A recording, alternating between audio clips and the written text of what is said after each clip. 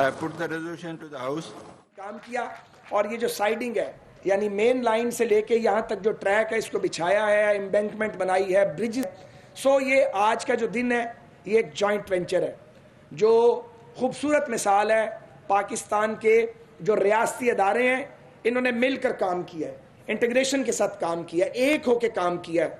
तो वो काम जो आज से 6 माह बाद जिसकी तारीख थी वो आज 6 माह पहले हो गया है। और आज आपने वज़ीर आला साहब आपने पहली कोल ट्रेन का इफ्तिताह किया है जो यहाँ कोयला लेके आई है। 12,000 टन कोयला, मुँह से कहने की बात है, रोज़ाना यहाँ आएगा। 5 फ्रेट ट्रेन डेली आएंगी। और मैं आपको बता रहा हूँ रेलवे ठीक ठाक पैसे बनाएगी।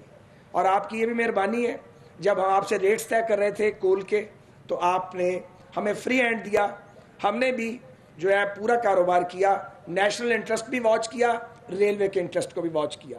और ये एक रेगुलर बिजनेस है जो हमें 30 साल के लिए मिला है।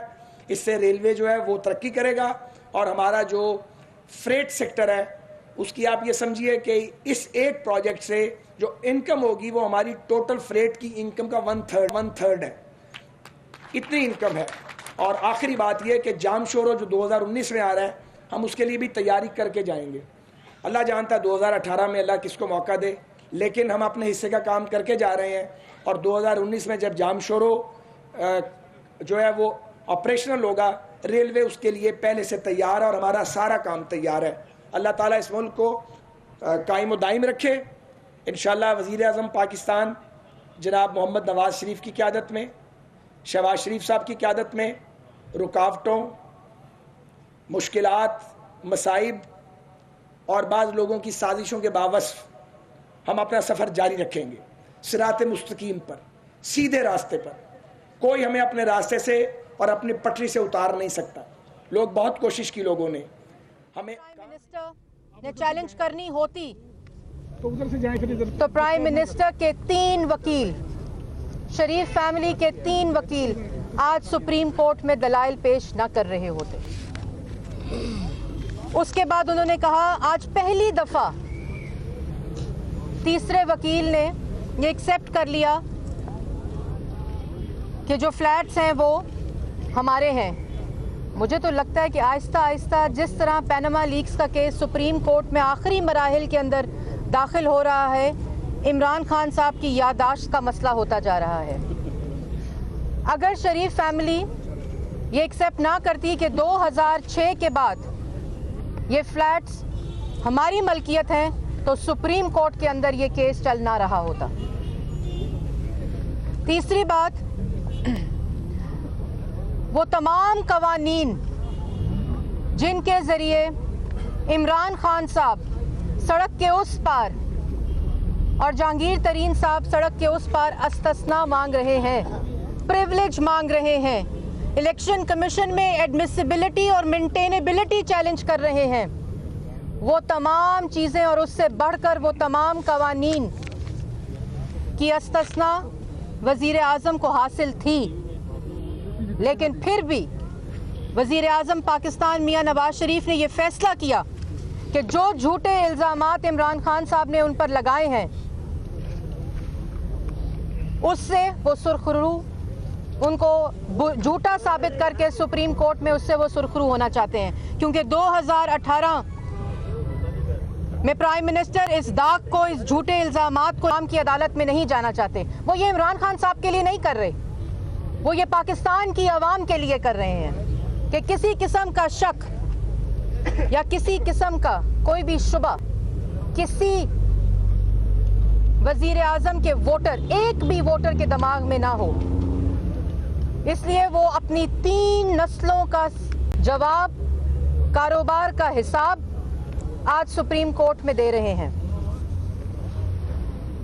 इमरान खान साहब पाकिस्तान की तारीख का ये हिस्सा बन रहा है कि मौजूदा वजीर आजम ने अपने तमाम प्रिविलेजेस होने के बावजूद सुप्रीम कोर्ट में अपना नहीं, अपने मरहूम वालिद का और अपने बच्चों का जो तमाम कवानीन के मुताबिक बरतानिया में बिजनेस करते हैं उनका हिसाब दे रहे हैं। इसलिए अब ये बातें छोड़ दें, अब अपना मजाक बनाना छोड़ दें। दूसरी तरफ आप कहते हैं कि अगर मेरे पास बेनामी जायदाद है, और अगर मेरी बेगम ने मुझे तोहफा दिया तो ये मेरी बेगम और मेरा मामला है। उस तरफ आप कहते हैं कि ऑफशोर कंपनीज को डिक्लेयर करना जरूरी नहीं होता, और एक तरफ आप कहते हैं कि इलेक्शन कमीशन हमसे नहीं पूछ सकता जो मैंने 2013 से पहले काम किया, जो बेनामी जायदादें बनाई, जो ऑफशोर कंपनीज बनाई और उनको डिक्लेयर नहीं किया, तो इलेक्शन कमीशन मुझसे ये बात नहीं पूछ सकता क्योंकि मुझे इस्तिस्ना हासिल है। आप ये बात रिटन जमा करा चुके हैं इलेक्शन कमीशन के अंदर। तो इमरान खान साहब बड़ा दिल करें, कहें कि मैंने प्रिविलेज मांगी है इलेक्शन कमीशन से, मैंने इस्तिस्ना मांगा है इलेक्शन कमीशन से, लेकिन वो वजीर आजम जो इस वक्त सुप्रीम कोर्ट के अंदर अपना हिसाब दे रहे हैं, उस पे ये झूठा इल्जाम मत लगाएं। और आखिर में मैं ये कहूंगी कि पाकिस्तान का पहला जो हेल्थ केयर प्रोग्राम था, आप सब ने देखा कि कल उसकी रिव्यू कमेटी हुई, और इजला को पूरे पाकिस्तान के अंदर इर्रिस्पेक्टिव के कहां PMLN की गवर्नमेंट है, तमाम सूबों में जो पहली डिस्ट्रिक्ट इनॉग्रेट हुई थी वो KPK के अंदर हुई थी, क्योंकि हम समझते हैं कि इमरान खान साहब ने जो वादे किए थे वो पूरे नहीं हुए, लेकिन एक वादा वजीर आजम ने इस पूरी कौम से किया था, हेल्थ और एजुकेशन के अंदर, लोड शेडिंग के अंदर, पाकिस्तान की इकोनॉमी को बहाल करने के लिए, इसलिए, और सबसे बड़ा वादा अमन व अमान का।